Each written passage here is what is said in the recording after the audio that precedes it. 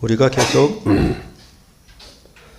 신명기의 말씀으로 주일 설교를 계속 하고 있는데, 이 신명기의 말씀을 읽다 보면 말씀이 이리 왔다 저리 왔다 하는 것처럼 그렇게 일관적으로 보이지 않고 그냥 단편적이거나 아니면 산발적으로 그런 주제가 나오는 것처럼 보입니다.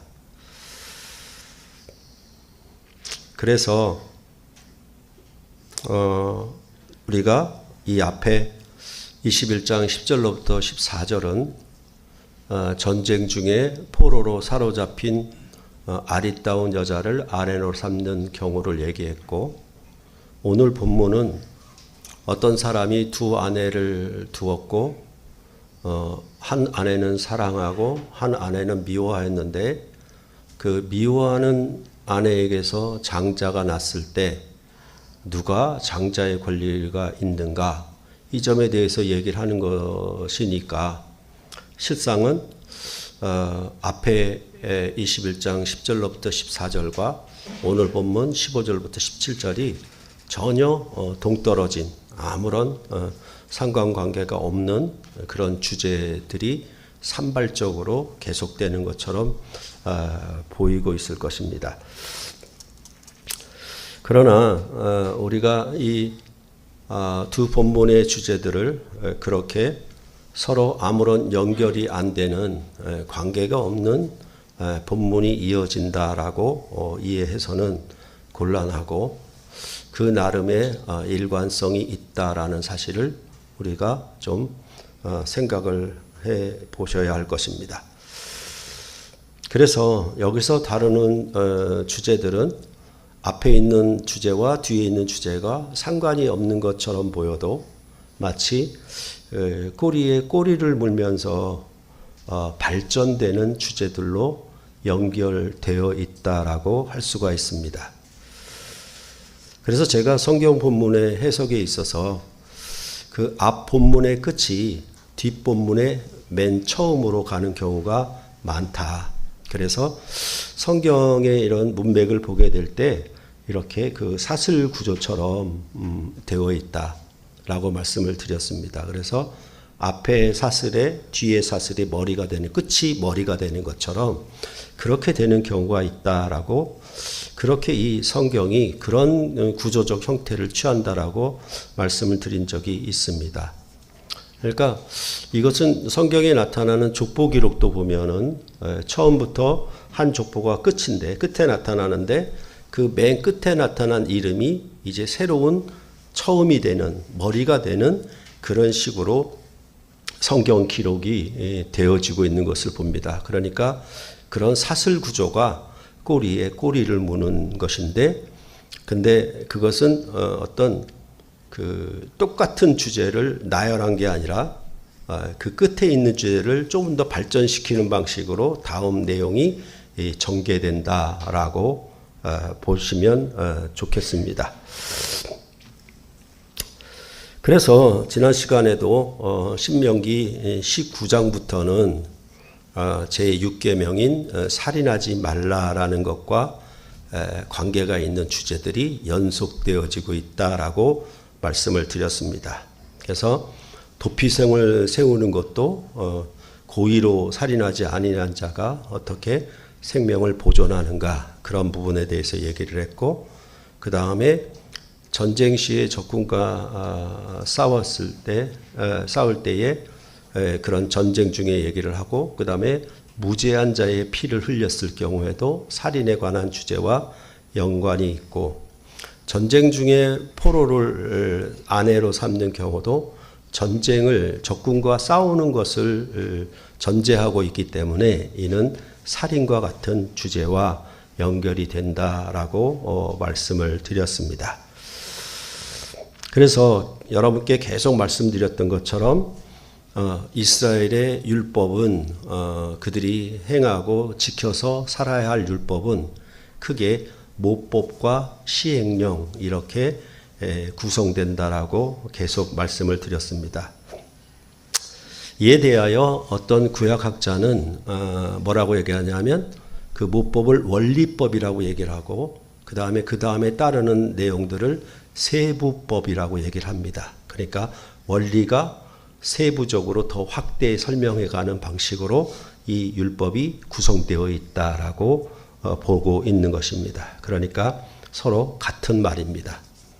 그래서 이제 그 모법이라고 하면은 전체적으로 보면은 10가지 교훈들 말씀드린 우리가 십계명이라고 일컫는 것이 모법이라고 할 수가 있겠고 그 모법을 따라서 그 다음에 시행령이 주어지는데 그거는 백성들이 지켜 행할 규례들, 법도들이다 이렇게 말씀하는 내용이 이어지는 구성이 바로 이 신명기 율법에도 그대로 나타나 있고 출애굽기 율법에도 그대로 나타나 있다라고 보시면 되는 것입니다.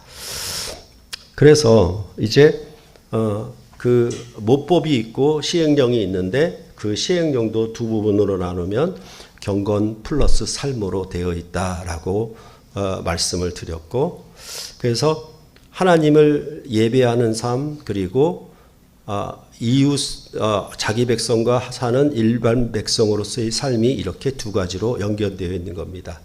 그러니까 하나님을 예배하는 백성은 어떻게 살 것인가 라는 얘기를 지금 신명기 율법은 얘기를 하고 있는 것이고 우리는 앞에서 이제 경건에 대한 얘기를 다 보았고 이제 신명기는 일반적인 삶에 대해서 얘기를 하고 있는데 그 가운데 가장 먼저 나오는 주제가 바로 살인에 관한 그런 내용으로 계속 얘기를 하고 있는 것입니다. 그러니까 이렇게 살인에 관한 얘기는 그냥 죽이지 말자 이런 얘기가 아니라 전체적으로는 뭐냐 하면 어떻게 그 가나안 땅에 너희가 차지하고 살 그 가나안 땅이 생명이 보존되고 생명이 보호받고 생명이 풍성한 땅으로 되게 하느냐 그런 관점에서 기술을 하고 있다라고 여러분들이 보시면 되겠습니다. 그래서 지난 시간에도 말씀드린 것처럼 더 나은 의를 얘기할 때 그 더 나은 의가 무엇인가라고 산상수훈에서 풀어줄 때에 6개의 명제가 나왔는데 그 제일 첫 번째가 살인하지 말라 하였다는 것을 너희가 들었으나 이렇게 나왔던 것을 여러분들이 기억하시면 되겠습니다. 그러니까 산상수훈을 하면서도 산상수훈과 신명기가 매우 밀접한 관계가 있다라고 거듭거듭 말씀을 드렸는데 그런 점에서 여러분들이 더 이 본문을 생각하면 좋겠고 전체적으로는 그 산상수훈에 있어서도 살인하지 말라라고 너희가 들었으나라고 했을 때 그 뒤에 결론적으로 가는 건 뭐냐 하면 화목에 대한 얘기였죠. 화평에 대한 얘기였습니다. 만약에 그 화평이 깨진다는 얘기는 살인과 같다. 이렇게 말씀을 하고 있었다는 것을 여러분들이 기억하실 것입니다. 그러니까 오늘 신명기 본문을 볼 때에도 어떤 사람이 두 아내를 두었는데 이 장자의 권리를 얘기하는 거 보니까 이건 전혀 살인과 관계가 없고 또한 화목, 화평과 관계가 없는 것으로 그렇게 금세 단편적으로 생각할 수가 있겠습니다만은 사실은 그 산상수훈에서 예수님이 해석한 것을 따라서 살인하지 말라가 십계명 가운데 있는 모법이라고 하면 그것을 재해석한 것에 대하여 여러분들이 잘 기억하시면 오늘 본문을 읽을 때도 그런 관점으로 이것을 재해석해야 된다는 것을 여러분들이 보시면 좋겠습니다. 그래서 앞서 말씀드렸던 것처럼 신명기 21장 10절로부터 23절의 본문, 오늘 설교 본문이 속해 있는 이 본문조차도 뭐냐 하면 서로 다른 주제가 이렇게 산발적으로 나오는 것이 아닙니다. 앞서 말씀드린 것처럼 꼬리에 꼬리를 물고 그러면서 점점 발전되는 내용으로 이어지는 그런 문맥으로 여러분들이 이해를 하시는 것이 좋겠습니다. 그래서 우리 앞에 본문에서는 오늘 본문 앞에 있는 본문에서는 전쟁 중에 포로 가운데 있는 자를 아내로 삼는 경우를 얘기를 했고, 오늘은 어떤 사람이 두 아내를 두었는데 라고 이어지고 있죠. 그러니까 사실은 이 주제가 서로 이어지고 있다라는 점을 여러분들이 보시면 좋겠습니다. 그래서 앞에서 어찌 보면 포로를 아내로 삼았으니까 따져보면 두 아내를 거느리게 된 것이죠. 두 아내가 발생하게 된 셈이죠. 그래서 이 오늘 본문에서는 어떤 사람이 두 아내를 두었는데 라는 말씀으로 이어지는 그것으로 여러분들이 이해하시는 것이 좋겠습니다. 그랬을 때 오늘 본문에서는 그렇게 두 아내가 있는데, 그러면 그 아내, 어떤 아내에게서 낳은 자식에게 장자의 권리를 주느냐, 이런 문제를 얘기를 하고 있는 것입니다. 그런데 그 장자에 대한 자식에 대한 문제를 얘기했는데, 사실은 오늘 본문 다음에 21장 18절부터 21절에는 이 자녀가 자식이 불량하게 했을 때에 그를 죽이라고, 또 살인에 관한 문제로 연결시켜 가는 것을 보면은 이 주제가 두 포로된 아내를 취하는 것, 두 아내를 취했다가 마지막엔 장자의 권리를 넘어갔다가 그 다음에 그 자녀가 부모에게 불량했을 경우에 어떻게 할 것이냐라는 얘기로 이어져 가고 있는 것을 보면, 이렇게 점점 주제가 꼬리에 꼬리를 무는 주제로 발전되고 있다라는 것을 여러분들이 이해하실 수가 있을 것입니다. 그래서 이 살인에 대한 주제가 21장 23절까지 이어지고 있는데, 오늘 본문이 속한 큰 부분이 있는데, 큰 단락에서 마지막에도 뭐냐 하면 나무에 달린 시체에 대하여, 그 죽음에 대하여 어떻게 할 것인가, 그를 오래 두지 말아라, 이렇게 하는 식으로 본문이 말하고 있습니다. 그렇기 때문에 전체적으로는 살인에 대한 얘기를 하고 있고, 그 살인에 대한 얘기의 근본적인 배경은 뭐냐 하면 산상수훈에서 말했던 것처럼 화목을 깨뜨리는 것이 살인이다라는 것을 여러분들이 기억하시고 오늘 본문을 보셔야 한다라는 것입니다. 그러면 오늘 본문 15절을 한번 보시겠습니다. 오늘 본문 15절을 보시면 어떤 사람이 두 아내를 두었는데 하나는 사랑을 받고 하나는 미움을 받다가 그 사랑을 받는 자와 미움을 받는 자가 둘 다 아들을 낳았다 하자. 그 미움을 받는 자의 아들이 장자이면, 이렇게 얘기를 하고 있습니다. 그랬을 때 미움을 받는 아내에게서 낳은 아들이 장자이면 그 장자의 권리를 그에게 주라. 내가 미워하는 아내의 자식이지만 그에게 반드시 장자의 권리를 주라는 말씀이 오늘 본문의 전체적인 내용입니다. 그렇게 볼 때 야곱 같은 경우에도 라헬을 사랑했는데 언니인 레아를 속아서 결혼을 하고 말았죠. 근데 그 레아에게서 장자가 태어납니다. 르우벤이 태어나죠. 그랬을 때 이스라엘 12아들들 중에서 장자권은 르우벤에게 있었습니다. 이제 그런 것도 중요하고, 또 하나는 뭐냐 하면 왜 이렇게 장자의 권리를 강조하는가, 그 점에 대해서 생각하면은 오늘 본문에서 말하는 것처럼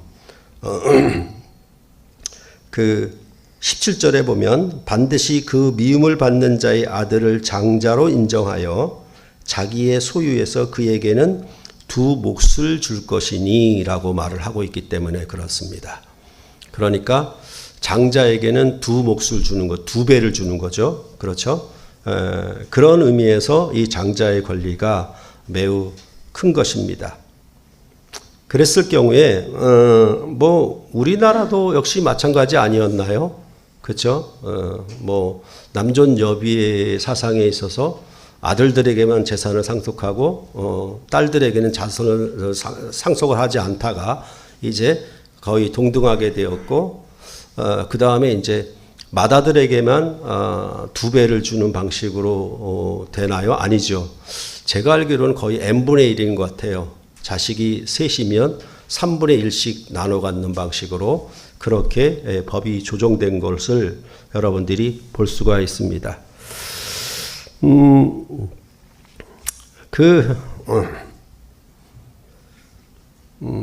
예.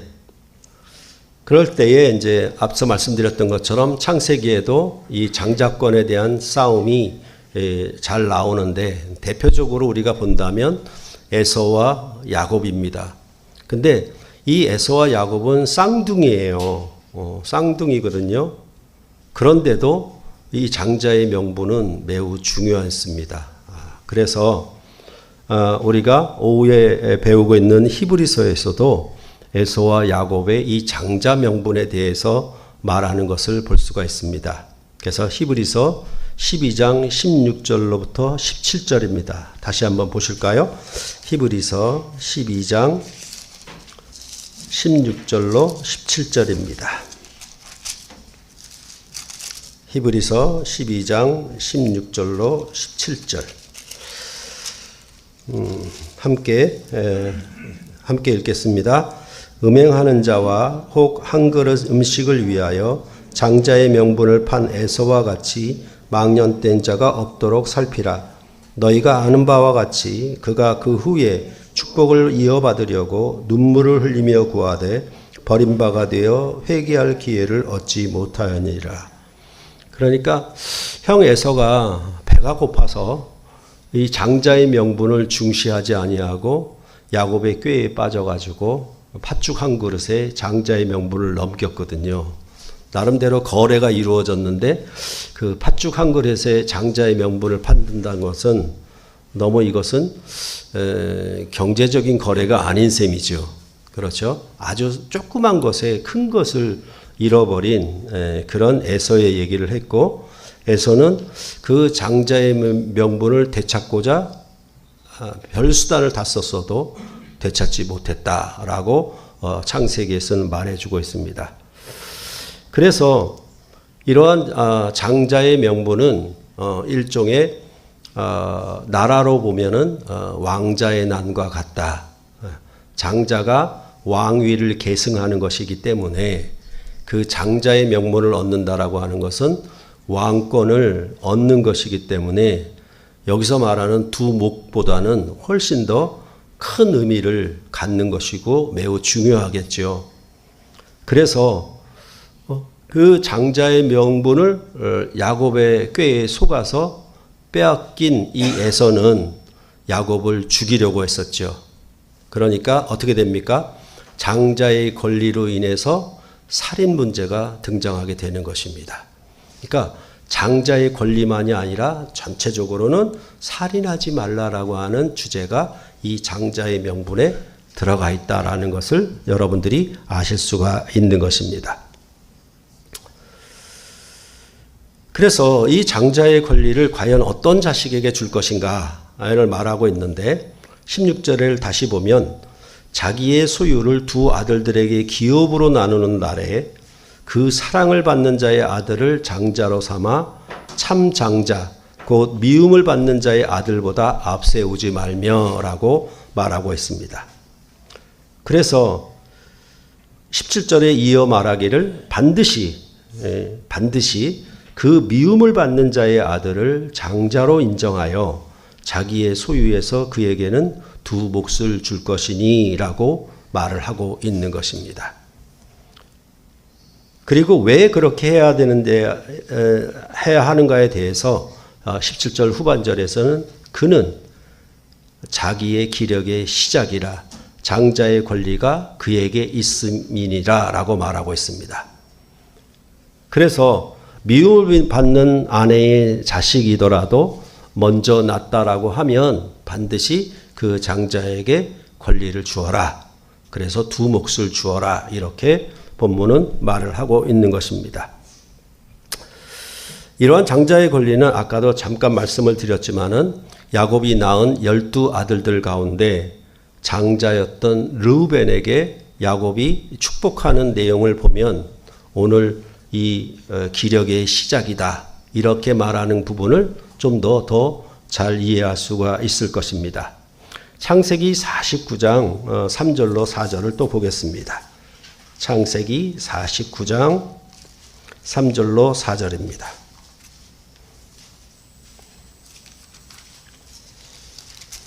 거기도 함께 읽도록 하겠습니다.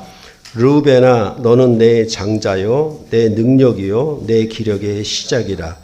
위풍이 월등하고 권능이 탁월하다마는 물의 끓음 같았은즉 너는 탁월하지 못하리니 내가 아버지의 침상에 올라 더럽혔음이로다. 그가 내 침상에 올랐었도다 라고 말하고 있습니다.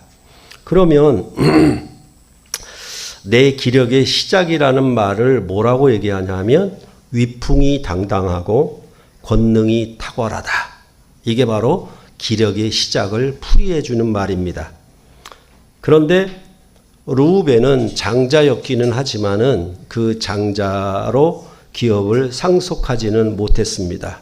왜냐하면 야곱의 아내 중 하나인 빌하를 이 장자인 르우벤이 통간하였기 때문이라고 창세기 35장 22절을 들어서 말을 하고, 지금 여기 본문에서도 무의 끓음 같았은즉 너는 탁월하지 못하리니 내가 아버지의 침상에 올라 더럽혔다라고 하는 얘기가 바로 그런 얘기인 것입니다. 그랬을 때 앞서 말씀드렸던 것처럼 기력의 시작을 설명하는 말이 위풍이 당당하고 권능이 탁월하다라는 말로 이해할 수 있는데, 이 위풍이 월등함은 바로 제사장직을 물려받는 것을 의미하고, 권능이 탁월함은 가족들을 통솔하는 능력을 의미합니다. 그러니까 장자라고 하는 것은, 장자의 권리는 뭐냐 하면 제사장직과 왕권을 물려받는 것입니다. 그렇죠? 그러니까 뭐 많은 세계 여러 나라에서 이전 시대를 보면은 전부 왕정일 때에는 마다들에게 왕권, 왕위를 계승하는 것이 거의 법칙이었죠. 그러니까 그런 부분으로 바로 이 기력의 시작을 말을 하는 것이고, 사실은 이게 두 몫을 두 배를 주느냐 아니냐보다도 굉장히 큰 것입니다. 제사장의 직과 왕권, 왕위를 계승하는 권리가 이 장자에게 있었기 때문에 사실은 장자의 권리가 탁월하다라고 하는 것은 정말로 크다라는 것을 우리에게 나타내고 있는 것입니다. 그래서 창세기에 나오는 인류의 처음 살인이라고 하는 가인이 아벨을 죽인 사건도 바로 이 제사장직의 문제였습니다. 그렇기 때문에 역시 뭡니까? 이 장자권은 살인과 관계가 있다라고 하는 것을 또 한번 우리가 기억나게 하는 것이고, 세계 여러 나라에서 이 왕자의 난이 일어났던 경우는 전부 이 장자권의 싸움이고, 그를 통하여 자기의 모든 형제들을 다 죽여버리는 그런 살인과 연결되었다라는 점들을 여러분들은 역사에서도 다 배우셨을 것입니다. 그러면 이러한 장자의 권리를 누구에게 물려줄 것인가가 매우 중요한데, 그 처음 난 장자의 질서를 무시하고 사랑을 받는 아내의 아들에게 물려주려는 경우가 발생하기도 한다라는 것이겠죠. 그럴 때에 참 이런 문제는 매우 어렵기도 합니다. 이 두 아내에게서 누가 장자고 누가 장자권을 주느냐라는 문제이기도 하지만은, 사실은 한 아내에게서 여러 자식을 낳을 때에도 이게 좀 굉장히 어렵죠. 그렇죠?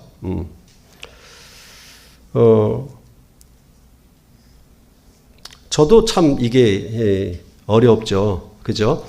위로 두 사내 녀석이 있고 마치 늦둥이처럼 막내딸이 하나 있는데, 이게 뭐 사랑하고 미워하는 건 아니었어도 편애 정도는 그렇게 나타낼 수가 있어서, 특히 우리 조광성 집사한테 많이 제가 공격을 받았긴 했거든요.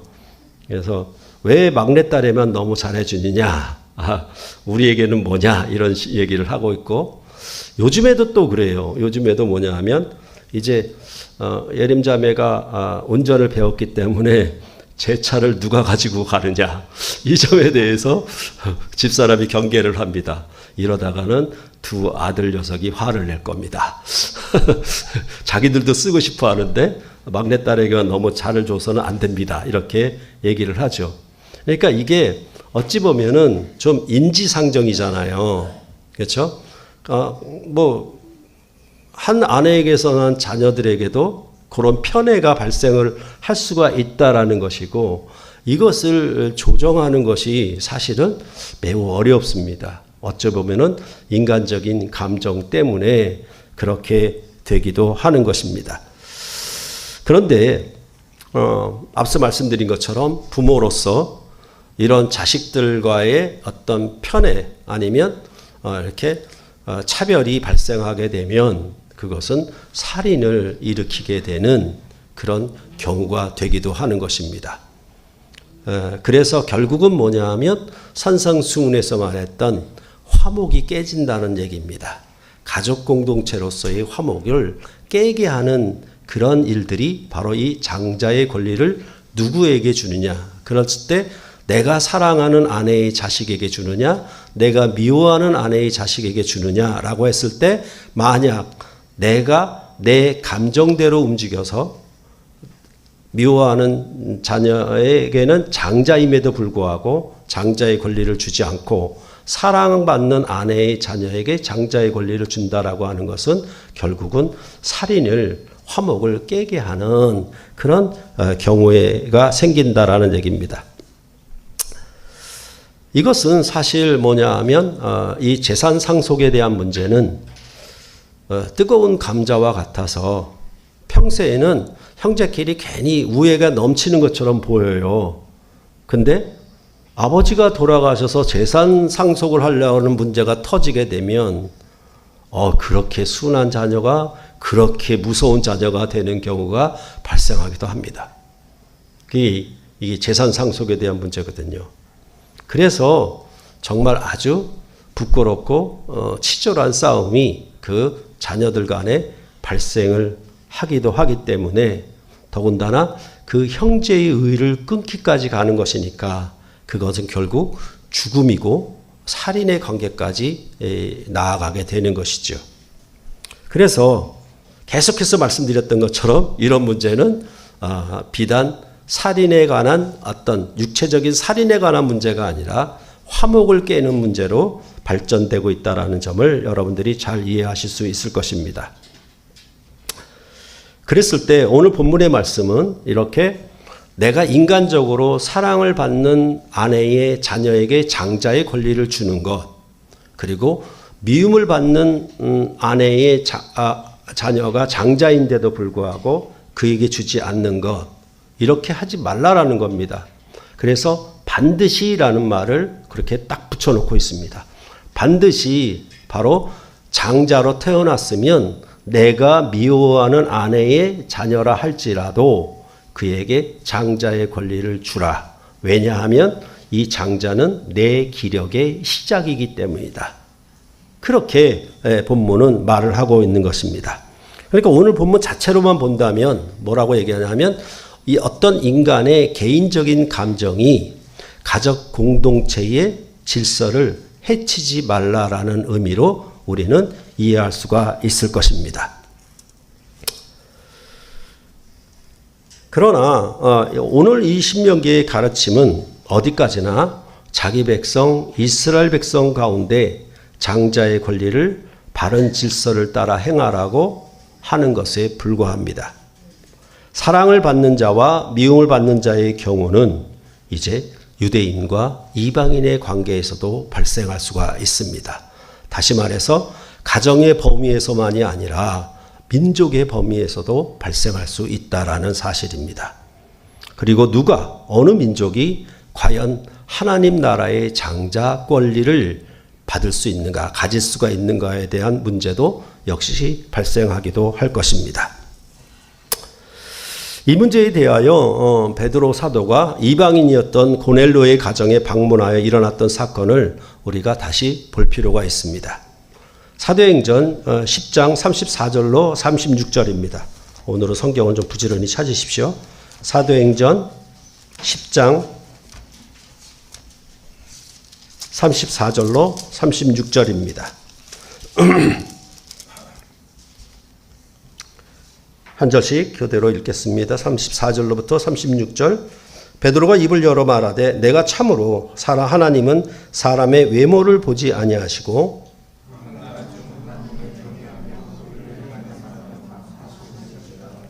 함께 읽겠습니다. 만유의 주 되신 예수 그리스도로 말미암아 화평의 복음을 전하사 이스라엘 자손들에게 보내신 말씀, 이렇게 얘기를 하죠. 예수의 복음은 뭐냐? 거듭거듭 말씀드리지만 화평의 복음입니다. 화평의 복음을 따라서 이전에는 사람의 외모를 따라서, 즉 민족을 따라서 구별해서 이방인은 차별하고 유대인은 자기 백성 중에 그렇게 여겼는데, 이제 하나님은 그런 외모를 보지 아니하신다. 이방인까지라도 고넬료의 가정도 이제는 화평하라고 유대인과 이방인이 하나가 되는 복음을 예수님은 전하셨다. 이렇게 말씀을 하고 있는 것입니다.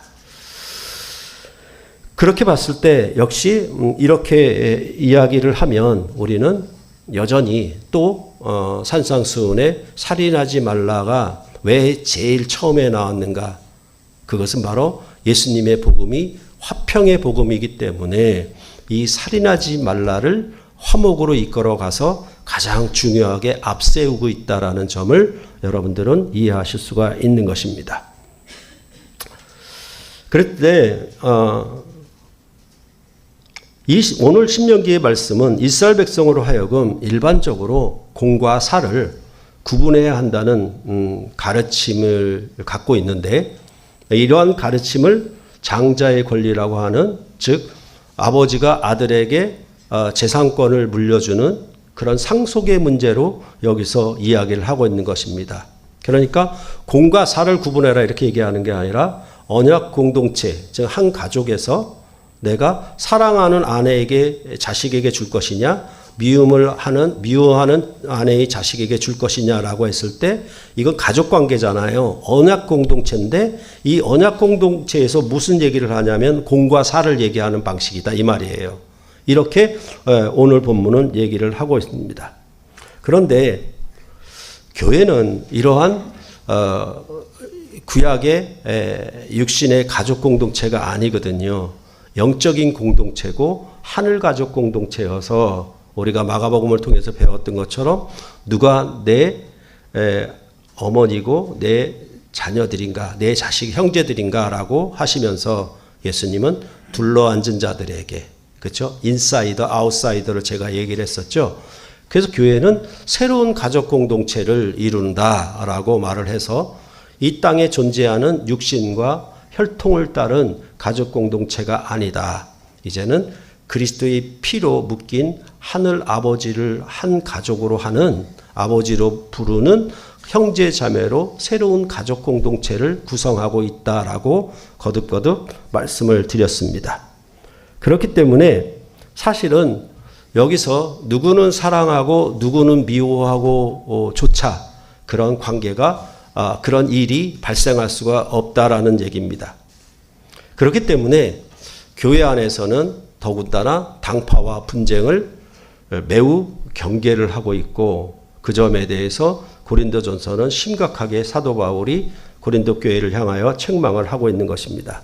왜냐하면 이 하늘 가족 공동체를 이루는 일이 무엇으로 말미암느냐라고 하면 율법이 아니라 이제 새로운 율법, 온전한 율법인 성령의 법이 바로 이 일을 이루기 때문에 그렇습니다.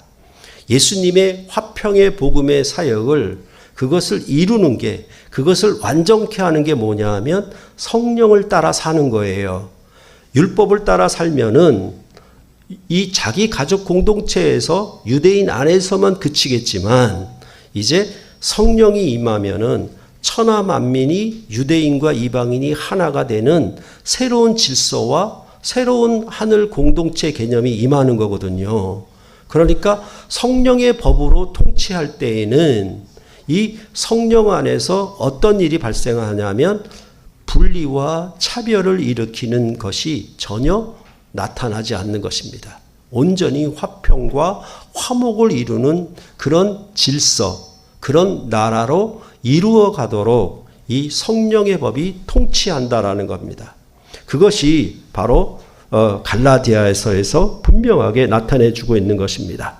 그래서 육체의 일과 성령의 열매를 대조적으로 보여주고 있는 겁니다. 그러면 왜 그러냐면 육체의 욕심과 성령의 소욕은 서로 양립할 수가 없고 서로 적대적이기 때문에 그렇습니다. 그래서 늘 말씀드렸던 것처럼 우리 안에 두 개의 마음이 있어서 서로 갈등하고 싸우는 그런 관계로 설명하는 게 아니라 아예 이 두 가지가 서로 존재할 수 없다라고 얘기를 하는 방식이에요. 성경에서는.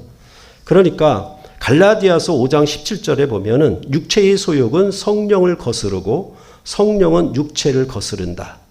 서로 대적한다면 이 둘이 서로 대적함으로 너희가 원하는 것을 하지 못하게 하려 함이니라 라고 말을 하고 있습니다.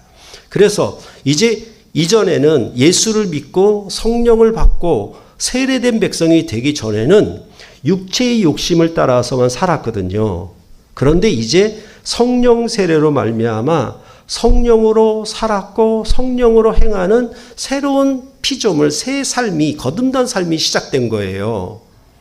새로운 사람으로 살아가는데 그렇기 때문에 이제 내가 성령의 욕심, 성령의 소욕을 따라 행하는 일을 뭐냐? 육신의 소욕은 가로막는다, 대적한다, 하지 못하게 한다라고 본문은 말을 하고 있는 겁니다. 그렇게 얘기했을 때 그 육체의 일에 대하여 분명하게 여러 가지로 갈라디아서는 말을 해주고 있는데 그 중에서 뭐라고 얘기하냐면 분쟁과 시기와 분냄과 당짓는 것과 분열함과 이단, 이렇게 갈라디아서 5장 20절에 말해주고 있습니다. 이것은 전부 뭡니까? 산상수훈에 살인하지 말라라는 내용에 다 들어가는 겁니다. 여기에. 그게 바로 뭐냐? 육체의 일을 따라 사는 거다. 성령으로 거듭나지 아니한 예수를 믿지 아니하는 사람들이 사는 일반적인 삶의 모습이다 라고 분명히 갈라디아서는 말을 하고 거기에다가 뭐까지 연결시켰냐면 이렇게 분쟁과 시기와 분냄과 당짓는 것과 분열함은 이단과 같다.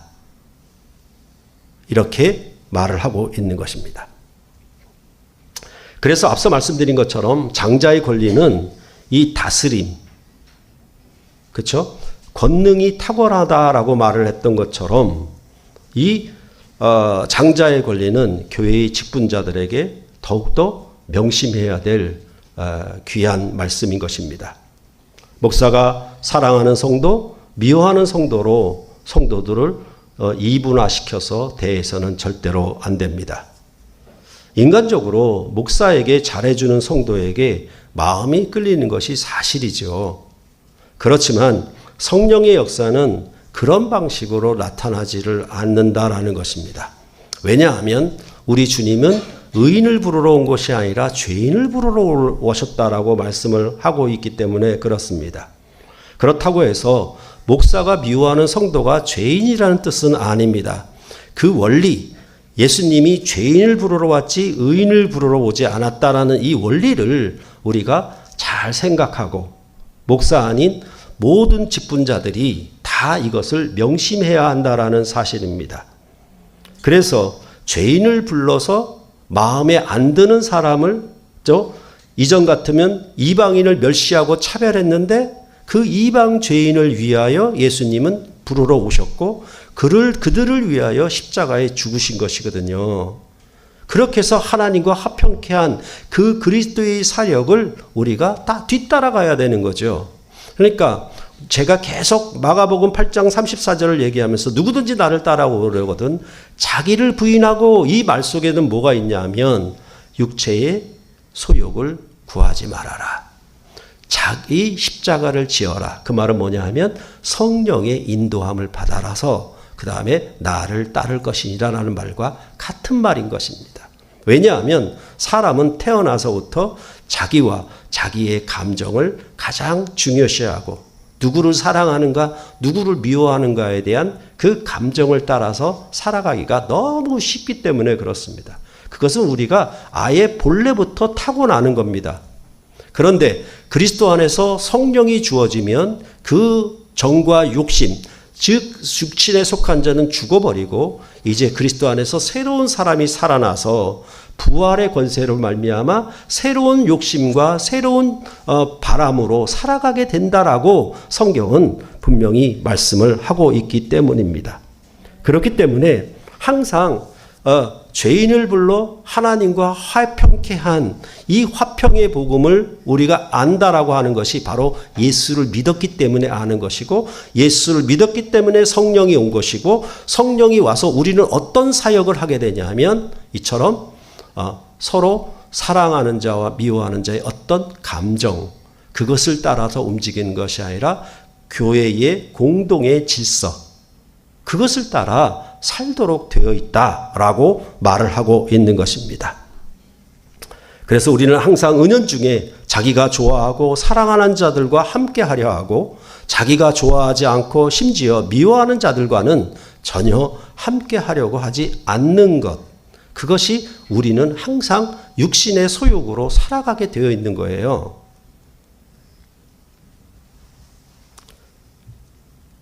그런데 세상 사람들은, 믿지 않는 사람은 그렇다고 할지라도 그리스도인이 이런 행동을, 이런 생각을 가지고 살아가는 것을 정당하다고, 그리고 상식적이고 심지어 인간적이라고 얘기하는 것까지 나아가게 되면 참으로 곤란합니다.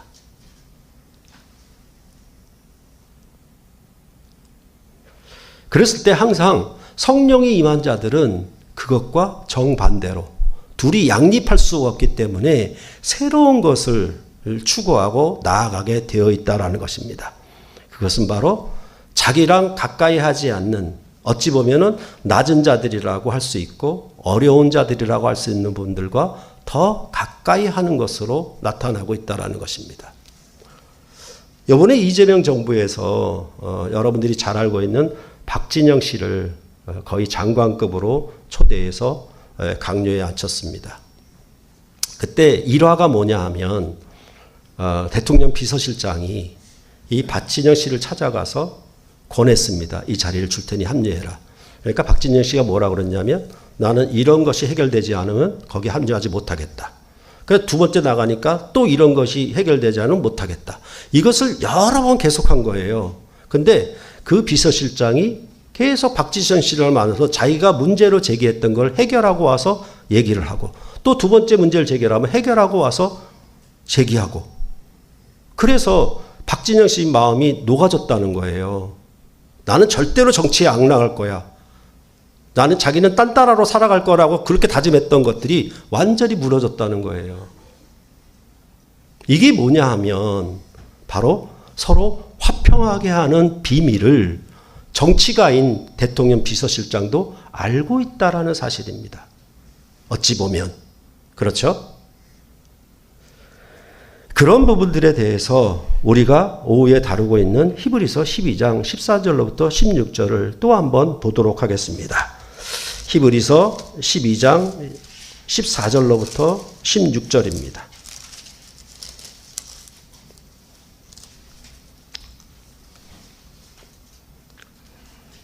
또 한 절씩 읽도록 하겠습니다. 모든 사람과 더불어 화평함과 거룩함을 따르라. 이것이 없이는 아무도 주를 보지 못하리라.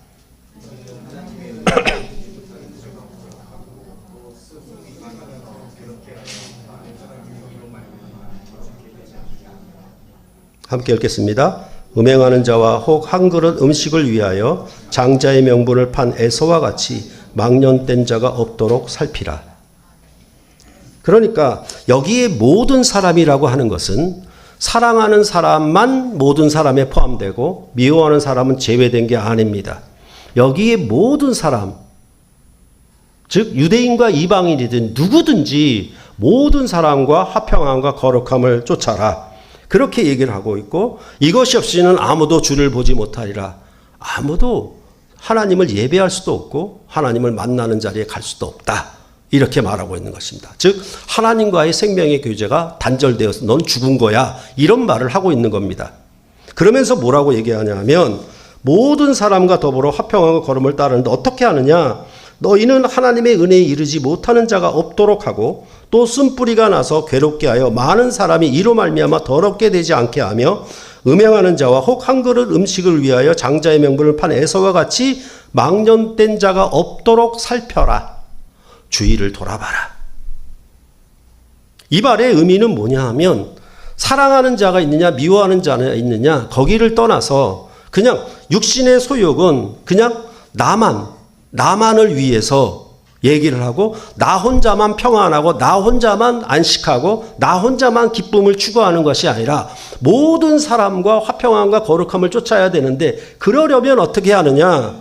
마음에 안 드는 사람이야. 뭐냐 하면 음행하는 자, 한 그릇 식물을 위하여 음식을 판 자, 장자의 명분을 팔아버린 자까지라도 그렇게 되지 않도록 살펴라. 즉 약한 자들을 나와 좀 맞지 않고 나와 좀 이해가 또 취미나 기호가 맞지 않는 사람들 가운데 그 사람들을 돌아보는 것. 이 말이 뭐냐 하면 예수님은 의인을 부르러 오지 않았다. 죄인을 부르러 왔다라고 말씀하는 것과 같은 맥락인 거예요. 그래서 화평의 복음입니다. 늘 말씀하듯이 교회는 끼리끼리 모이면 안 된다라고 늘 말씀을 드렸거든요. 근데 그게 안 돼요. 그게 안 돼요. 우리 교회만큼 성찬을 강조하고 또한 애찬을 강조합니다. 그렇죠? 그래서 일부러 막 조를 짜가지고 한 식탁에 앉게 합니다.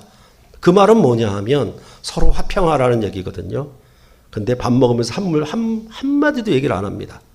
그래 놓고 밥 먹고 나면 뭡니까? 그 자리에 앉았으니까 핸드폰만 쳐다보고 있는 겁니다. 이거 핸드폰을 뺏어야 되나. 뭐냐 하면 그런 것에 대한 죄의식이 없어요. 내가 육신에 속해 살아. 내가 죄 아래 산다라는 의식이 없어요. 왜? 모든 사람이 육신적으로 살기 때문에. 세상 사람들이 다 그렇게 사니까.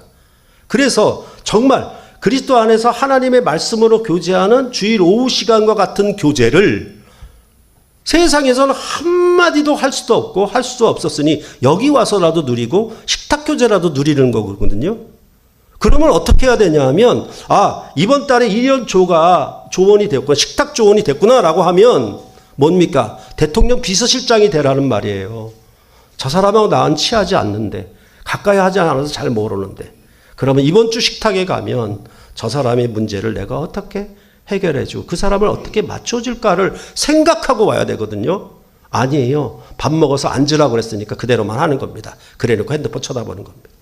심지어는 예배 중에도 핸드폰을 봐요. 이건 뭐라고 언급할 가치가 없는 얘기들을 해야 되는 것이 참 답답하기도 하고 그 말은 뭐냐 하면 참으로 그리스도 안에 주신 이 성령의 법으로 살아간다는 것이 이렇게 물과 기름처럼 확실하게 그 거룩함으로 구별된다는 겁니다. 그렇죠. 그러니까 이 예배당에 들어와서는 모두가 하나가 되어야 되고 모두가 화평이 되어야 되지. 여기 예배당에 예배하고 왔는데 나갈 때 끼리끼리 나간다라고 하면 어떻게 되겠습니까? 아무도 주를 보지 못하리. 이렇게 되는 겁니다. 모든 사람과 화평함과 거룩함을 따르지 않기 때문에.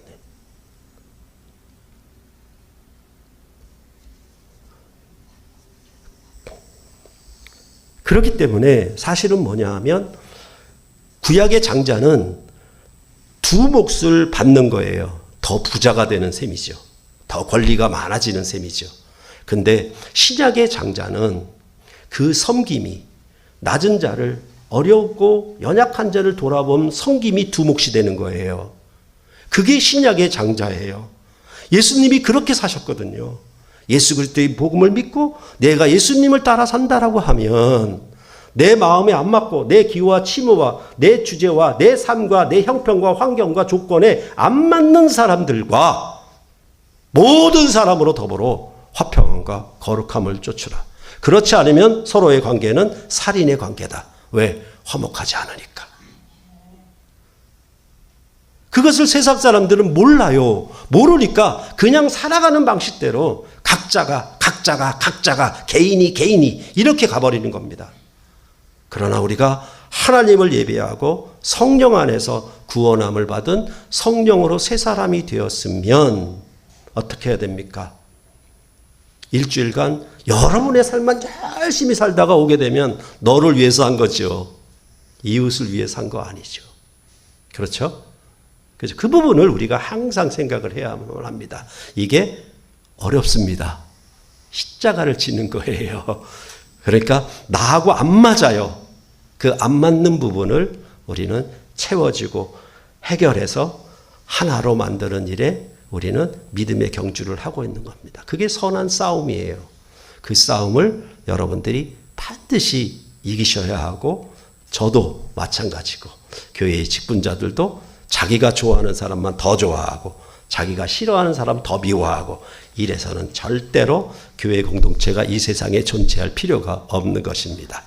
이 땅에 살며 천국으로서 천국 시민으로서 이렇게 화평의 복음을 따라서 우리 모두가 다 하나가 되는 온전한 화목의 공동체를 이루어 나가시기를 간절히 소원합니다. 기도하시겠습니다.